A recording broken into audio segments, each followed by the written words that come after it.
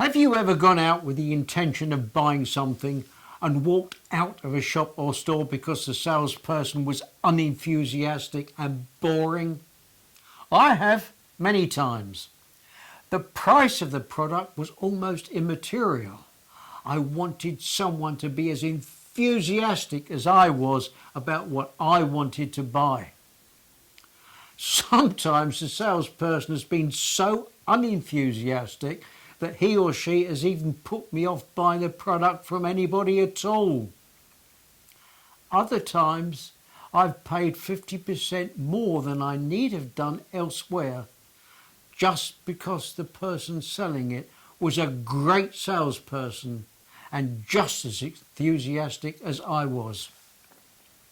People love to buy from the very best and the very enthusiastic. They also love to buy from people who care about their customers and their products. A few years ago, I was driving past a car showroom and noticed a brand new and very expensive Mercedes convertible sports car. It was in the showroom with the hood down and it looked absolutely magnificent. Now, let me make it very clear that at the time I was most definitely not in the market for a new car, let alone with one with that kind of a price tag. Nevertheless, purely out of interest, I parked my car and strolled into the showroom just to take a closer look at these beautifully polished white and chrome dream on wheels. Maybe you guessed it, I bought it, or rather I was sold it. That salesman was one of the best I've come across in a long time, and he knew it. But because he knew it, he really didn't come across as a salesman. Was he confident? Absolutely. There was no sign of nerves. He gave me a very friendly and polite smile and demonstrated an eagerness to show off his product. He wasn't in the slightest bit intimidated by me or by the fact that if he didn't sell the car, he would lose a very large commission. He didn't pounce on me and make me feel that I was being lined up to pay for his next holiday in the Bahamas. He was just confident, friendly, and very eager to help. Did he care about his product? I've never seen anyone care as much as this man did. He was immaculately dressed and carrying a very clean yellow duster. He noticed several invisible finger marks on the gleaming paintwork and delicately and lovingly polished them away while gently easing me into a conversation. He dusted tiny specks from the upholstery before I was asked to sit in the driver's seat. He gently wiped the leather steering wheel before I got in and polished the tiniest smear from the windscreens as I settled behind the wheel. All done quietly, discreetly, and with absolute genuine care for his product. Did he care about me?